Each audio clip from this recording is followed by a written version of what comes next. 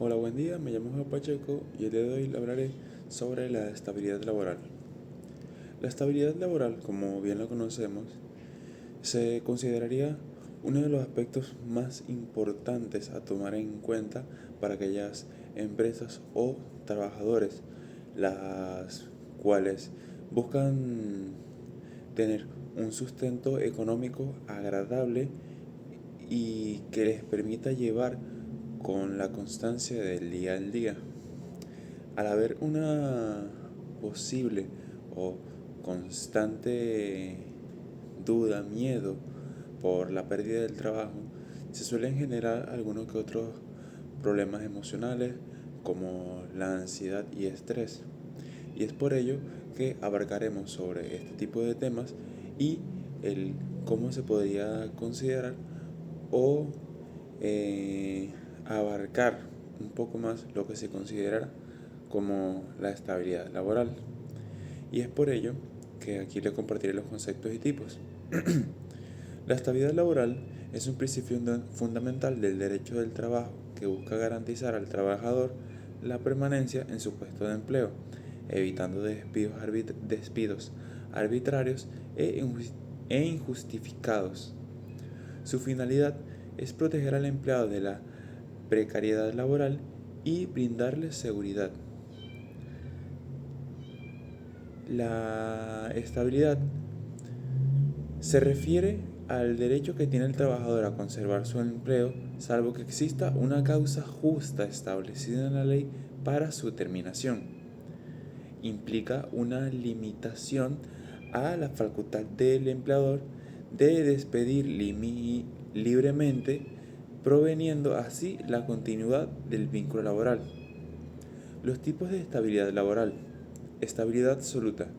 Implica que el trabajador no puede ser despedido bajo ninguna circunstancia, salvo que medie una causa grave que haya sido previamente calificada por una autoridad competente, el cual esta es una judicial o administrativa.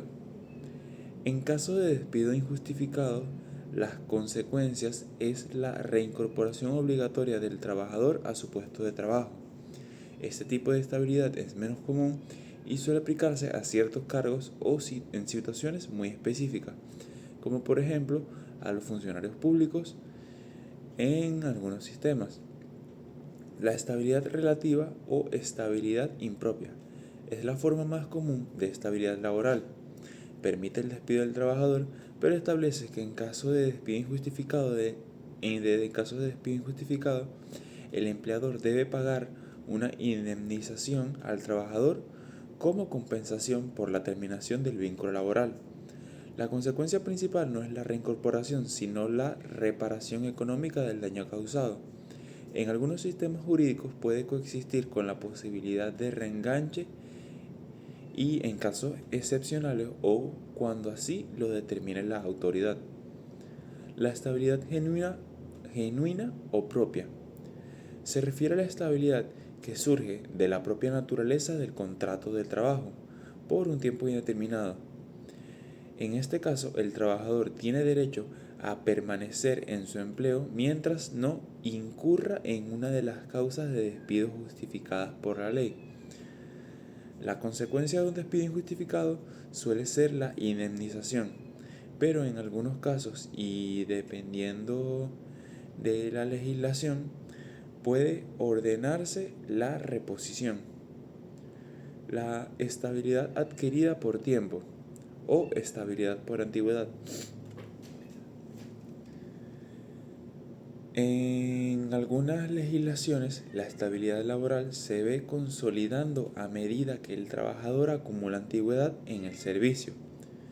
Por ejemplo, se puede establecer un periodo de prueba durante el cual el trabajador no goza de plena estabilidad y una vez superado, adquiere mayor protección contra el despido.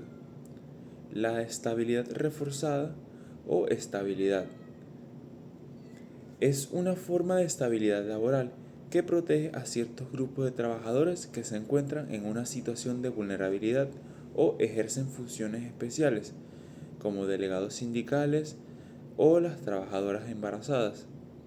Esta protección es más fuerte que la estabilidad común. y restringe aún más la facultad de despido del empleador, requiriendo en muchos casos una autorización previa de la autoridad administrativa o judicial para terminar el contrato. La protección a la estabilidad laboral, lo cual abarcaremos procedimientos administrativos y judiciales en materia de estabilidad laboral, por lo que la protección de la estabilidad laboral se articula a través de diversos mecanismos, tanto en la vía administrativa como en la judicial, dependiendo de la legislación de cada país. Estos procedimientos buscan garantizar que los despidos se realicen conforme a la ley y que los trabajadores despojados de su empleo, injustamente puedan reclamar sus derechos. Procedimientos administrativos en materia de la estabilidad laboral. Estos suelen ser la primera instancia a la que acude un trabajador despedido y tienen como objetivo la conciliación o la mediación y en algunos casos la determinación de la justicia del despido. Una denuncia ante la Inspección del Trabajo o autoridad laboral competente. Todo trabajador que considere que ha sido despedido injustificadamente o que goza de un fuero de inamovilidad y ha sido despedido sin autorización, puede presentar una denuncia ante la autoridad administrativa laboral. La conciliación. En muchos sistemas, la autoridad laboral intenta conciliar a las partes buscando un acuerdo entre el empleador y el trabajador. Por ejemplo, de una indemnización, la reincorporación voluntaria, etc. La determinación de la justicia del despido. En ciertas legislaciones, la autoridad administrativa tiene facultades para determinar si el despido fue justificado o no, o si se violó un fuero de inamovilidad. La solicitud de reenganche o reincorporación. Si la autoridad administrativa constata un despido injustificado o la violación de un fuero, puede ordenar el reenganche del puesto del trabajador a su puesto de trabajo junto con el pago de salarios caídos. Las sanciones. La autoridad administrativa también puede imponer sanciones o multas a los empleadores que incumplan con la legislación laboral en materia de estabilidad. Los procedimientos judiciales en materia de estabilidad laboral. Cuando la vía administrativa no resuelve la controversia o no es suficiente el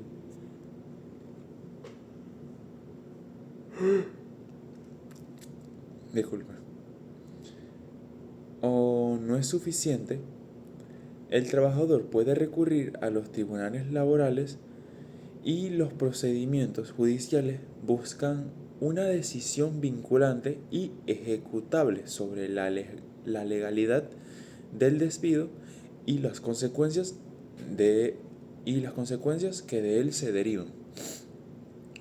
Una demanda por despido injustificado.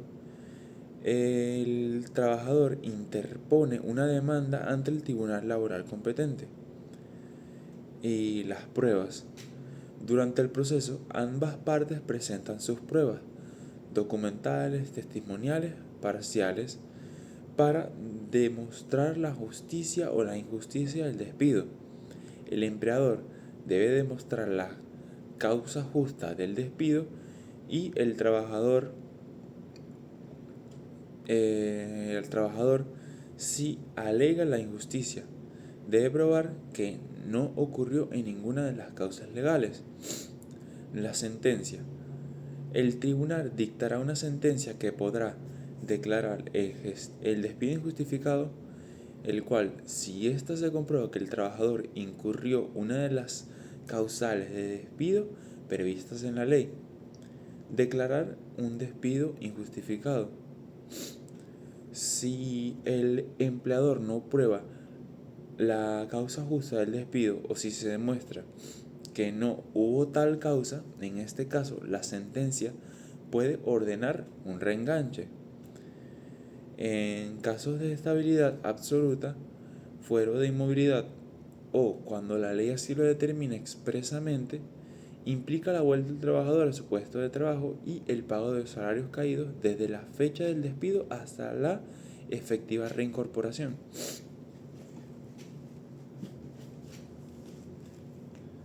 La indemnización. En los casos de estabilidad relativa, el pago de las indemnizaciones establecidas por la ley, ya sea por antigüedad, preaviso, además de salarios caídos, si la legislación contempla una ejecución de la sentencia. Una vez que la sentencia queda firme, se procede a su ejecución, que puede implicar el reenganche o el cobro de las indemnizaciones. Los procedimientos especial para despido de trabajadores con fuero de inamovilidad.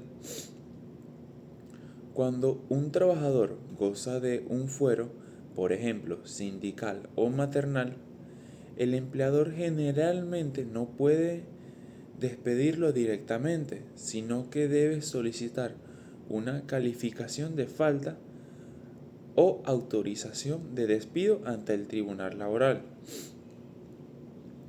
Una solicitud de calificación de falta o despido. El empleador debe probar ante el juez que existe una causa justa y grave para despedir al trabajador protegido por fuero. Audiencia y pruebas. Se realiza un proceso donde ambas partes presentan sus argumentos y pruebas. La decisión judicial. El juez decidirá si autoriza o no el despido. Si no lo autoriza, el trabajador mantiene su fuero y su empleo. Si lo autoriza, el empleador podrá proceder al despido sin que éste se considere injustificado por violación del fuero. El fuero sindical. En este apartado abarcaremos sus conceptos, límites, el fuero a la maternidad biológica y el fuero por maternidad adoptivo. Un procedimiento a seguir para despedir a un trabajador amparado por un fuero de inamovilidad. Los fueros de inamovilidad, como bien sabemos, constituyen una protección especial a la estabilidad laboral. De ciertos grupos de trabajadores, impidiendo su despido sin una causa justa y sin la previa autorización de una autoridad competente. El fuero sindical es una garantía especial de inamovilidad que protege a los trabajadores que son fundadores, promotores, miembros de juntas directas o delegados de organizaciones sindicales.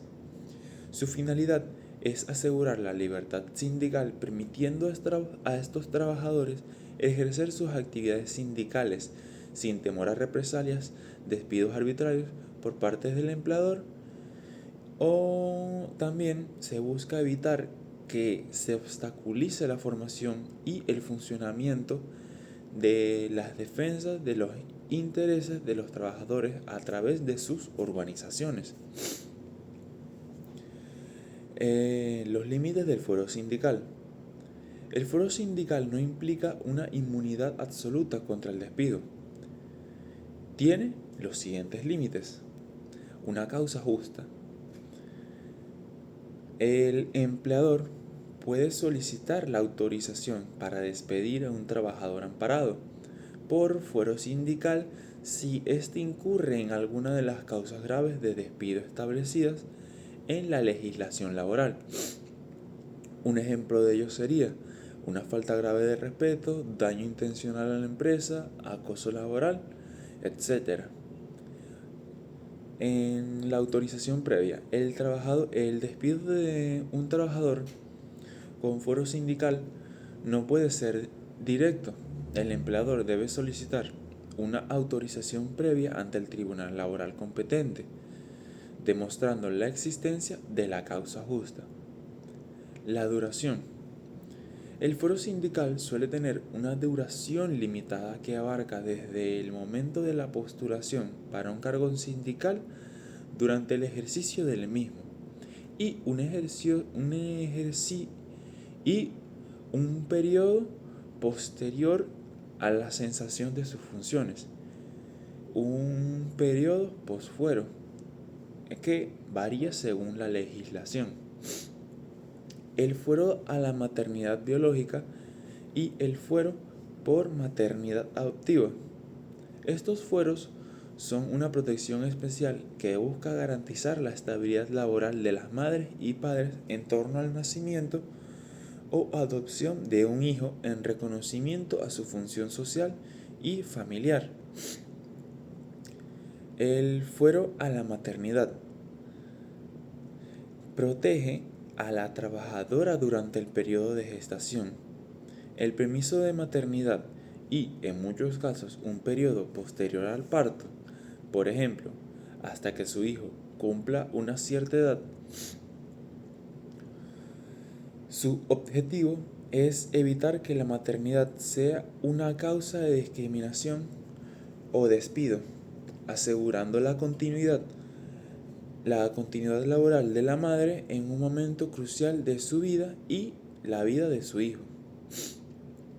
Fuero por maternidad adoptiva. Análogo al fuero de maternidad biológica, pero se aplica a la trabajadora o trabajador que adopta un niño. La protección se activa desde el momento en el que se le concede la guarda y la custodia con fines de adopción o la adopción legalmente custodiada.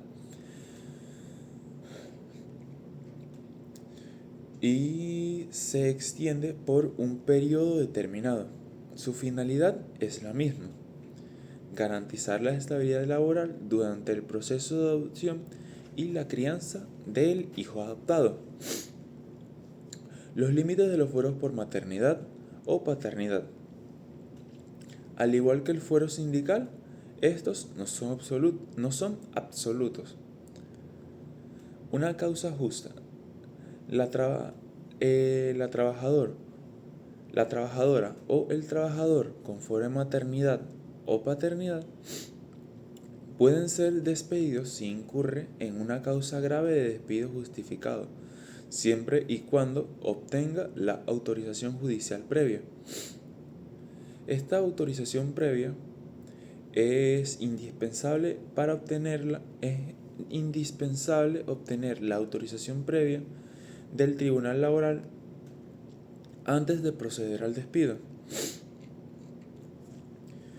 En la duración. El fuero tiene una duración específica establecida por la ley. Por ejemplo, durante el embarazo y hasta un año después del parto o de la adopción. Un procedimiento a seguir para despedir a un trabajador amparado por fuero de inamovilidad. El procedimiento para despedir a un trabajador amparado por un fuero de inamovilidad sindical, maternal u otros que existan en la legislación específica. Es un proceso especial y riguroso. En Venezuela se conoce como procedimiento de calificación de despido o solicitud de calificación de falta. Una imposibilidad de despido directo.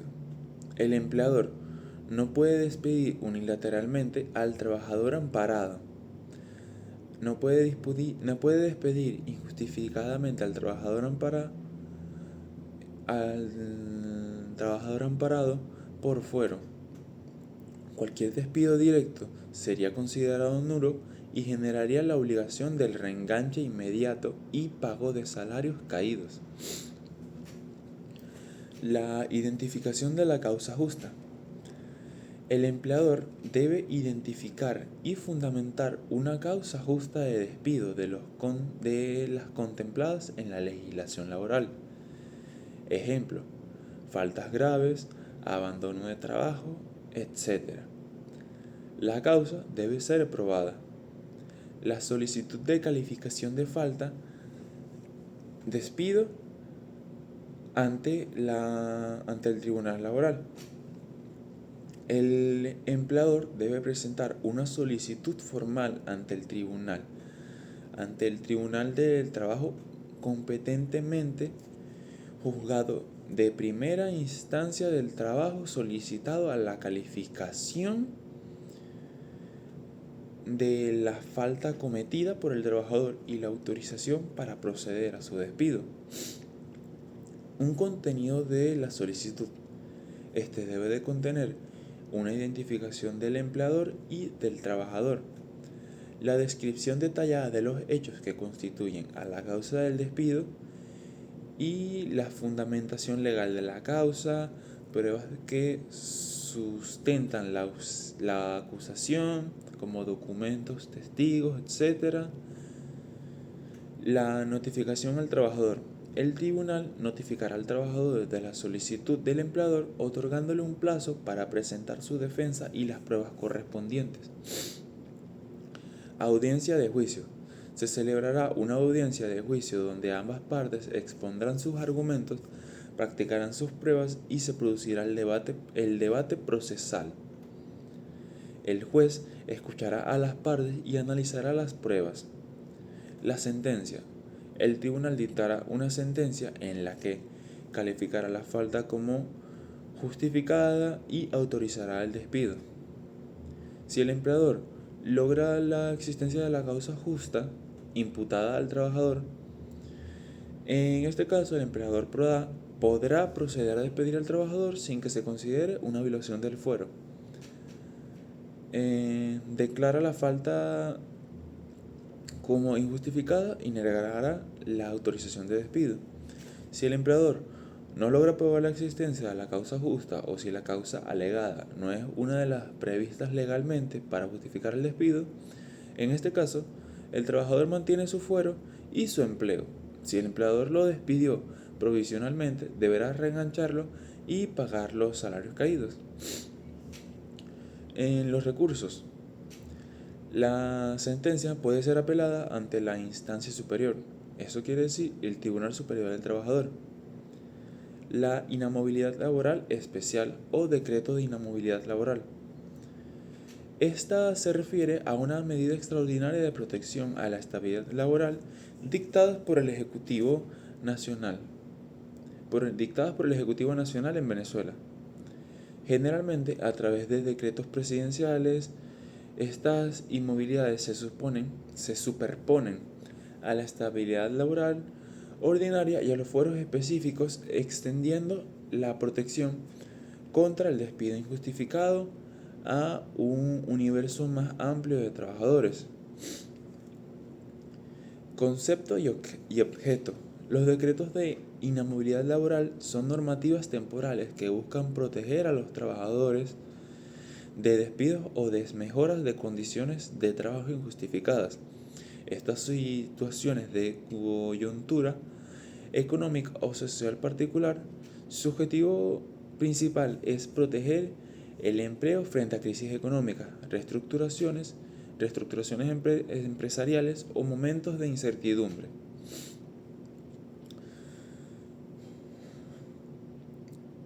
Se busca evitar el aumento del desempleo, garantizar la paz laboral, ya que al limitar los despidos se busca mantener la tranquilidad en las relaciones laborales y evitar conflictos sociales.